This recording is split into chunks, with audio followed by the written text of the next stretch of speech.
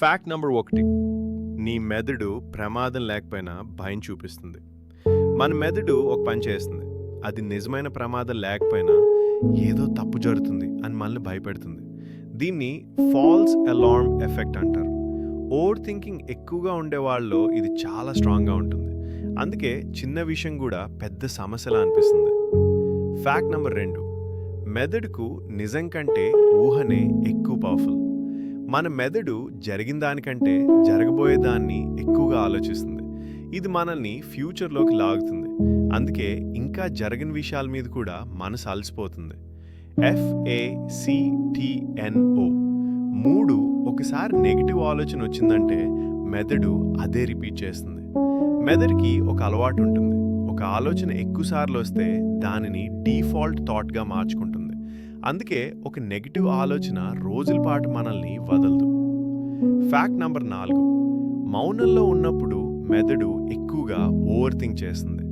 నిశ్శబ్దం వచ్చినప్పుడు మన మెదడు మాటలు మాట్లాడడం మొదలుపెడుతుంది. అందుకే రాత్రి పడుకునే టైంలో ఓవర్ థింకింగ్ ఎక్కువగా వస్తుంది. ఇది నార్మల్, నువ్వు బలహీనుడి కాదు. ఫ్యాక్ట్ నెంబర్ 5, మెదడు ఎప్పుడు వర్స్ట్ కేస్ సినారియోనే చూపిస్తుంది.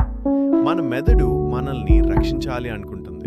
అందుకే మంచిదానికంటే చెడును ముందే చూపిస్తుంది.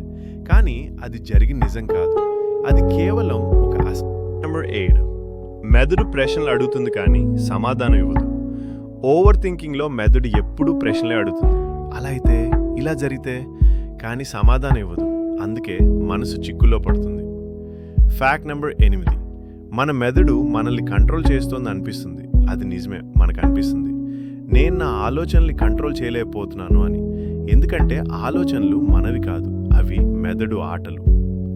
ఫ్యాక్ట్ నెంబర్ 9, ఓవర్ థింకింగ్ మన ఎనర్జీని నెమ్మదిగా తినేస్తుంది. శరీరం పనిచేయకపోయినా మెదడు పనిచేస్తూనే ఉంటుంది. దాంతో అలసట, మూడ్ ఆఫ్, ఫోకస్ తగ్గడం వస్తాయి. ఫ్యాక్ట్ నెంబర్ 10, నువ్వు నీ ఆలోచనలు కాదు. ఇది చాలా ఇంపార్టెంట్. నువ్వు నీ ఆలోచనలు కలగాదు. ఆలోచనలు వస్తాయి, పోతాయి. నువ్వు వాటిని గమనించే వ్యక్తివి. ఇది అర్థం చేసుకుంటే ఓవర్ థింకింగ్ పవర్ తగ్గిపోతుంది. ఇలాంటి ఆసక్తికరమైన మనసుకు సంబంధించిన విషయాల కోసం మా ఛానల్ని సబ్స్క్రైబ్ చేసుకోండి. మీరు చూస్తున్న ఈ వీడియో మీకు ఉపయోగపడితే